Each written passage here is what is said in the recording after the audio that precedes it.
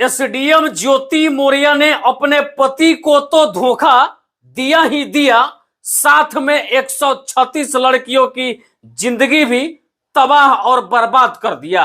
यह खबर सुन करके शायद आपके पैरों तले से जमीन खिसक गई होगी कि आखिरकार ज्योति मौर्य ने 136 लड़कियों की जिंदगी कैसे तबाह और बर्बाद कर दी। आप यह जानना चाहते होंगे तो आगे वीडियो में हम आपको पूरी कहानी बताएंगे कि आखिरकार ज्योति मौर्य किस तरह से अपने पति को भी धोखा दे दी और 136 लड़कियों से उनका क्या कनेक्शन था जिसके वजह से 136 का जिंदगी भी तबाह और बर्बाद कर दिया। जब तक वो कुछ नहीं थी तब तक आलोक मौर्य बड़े अच्छे इंसान थे, ताकि पैसे दे करके पढ़ाया करते थे। और जैसे एसडीएम बनी उसके बाद तुम कौन और मैं कौन, देहात में एक कहावत भी कहा जाता कि खैनी पियनी बिगनी पाता, हमार तहार कैसन नाता। ठीक ऐसा ही कहानी हो गई। बाकी अब मैं आपको खबर पे वापस लेकर के आता हूं कि आखिरकार ज्योति मौर्य अपने पति के साथ 136 और लड़कियों की जिंदगी कैसे बर्बाद कर दी, इसके बारे में बताता हूं। दरअसल हुआ यह कि जब से यह खबर जो है मीडिया में वायरल होने लगा, पूरे देश के लोग जानने लगे, देश के साथ साथ अदर देश के लोग भी इस खबर को जानने लगे कि उत्तर प्रदेश की एक कोई महिला एसडीएम ज्योति मौर्य है जो अपने पति को धोखा दे दी और दूसरे किसी व्यक्ति से प्यार कर बैठी और अपने पति से तलाक लेना चाहती है। तब उसके बाद होता यह है कि देश के अलग अलग कोने में 136 और ऐसे पति थे जो खुद कमाई करके, भले ही कैसे भी कमाए, लेबर में काम करे या किसी छोटे मोटे पद पे हो, 136 ऐसे पति थे जो खुद कमाई करके अपने पत्नी को अधिकारी बनाना चाहते थे और यूपीएससी बीपीएससी जैसे परीक्षा की तैयारी कराया करते थे।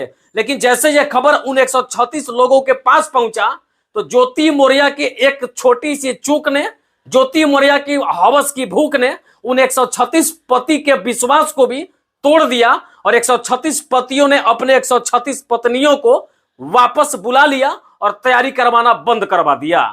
अब आपको समझ में आया होगा कि आखिरकार ज्योति मौर्य का उन 136 लड़कियों से क्या कनेक्शन है, कैसे 136 लड़कियों की जिंदगी की बर्बाद करने की कहानी में ज्योति मौर्य का सबसे बड़ा अहम रोल है। तो शायद आप समझ गए होंगे कि ज्योति मौर्य के वजह से जब से यह कांड और कारनामा शुरू हुआ उसके बाद इन लोगों का विश्वास टूटा और 136 लड़कियों को जो है उनका इंस्टीट्यूट छोड़वा करके उनके पति वापस घर बुला लिए और उनका पढ़ाई लिखाई बंद करवा दिए।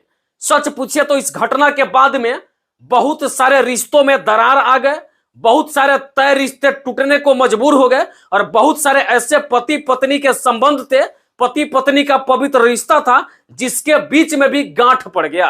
क्योंकि यह घटना ही ऐसा हुआ था कि जिन जिन लोगों ने सुना उनके मन में थोड़ी सी शंका जरूर हो गई और लोग इस बात को भूल गए कि मैं भले ही छोटे पद पे हूं लेकिन अपने पत्नी को बड़ा अधिकारी बनाना है। ये सोच बहुत सारे लोगों के दिमाग से सीधा बाहर निकल गया और 136 लड़कियों की जिंदगी इस तरह से बर्बाद हो गई। बाकी मुझे लगा कि ज्योति मौर्य की काली करतूत तो शायद आप जानते ही होंगे, लेकिन उसके बाद 136 लड़कियों की बर्बादी की कहानी में इनका अहम रोल जो था इससे आपको बताना चाहिए था, तो मैंने बताया। बाकी ज्योति मौर्य और आलोक मौर्य के बारे में आप क्या कुछ कहना चाहते हैं? क्या उन दोनों के बीच में जो चल रहा है वो सही है? क्या आलोक मौर्य को भी मीडिया में आकर के अपने पत्नी के बारे में तमाम चीजें बताना चाहिए? और सबसे बड़ा बात क्या है, ज्योति मौर्य को अपने पति आलोक मौर्य को धोखा देना चाहिए? इस संबंध में आप अपनी राय कमेंट बॉक्स में जरूर बताइएगा। जय हिंद, जय बिहार।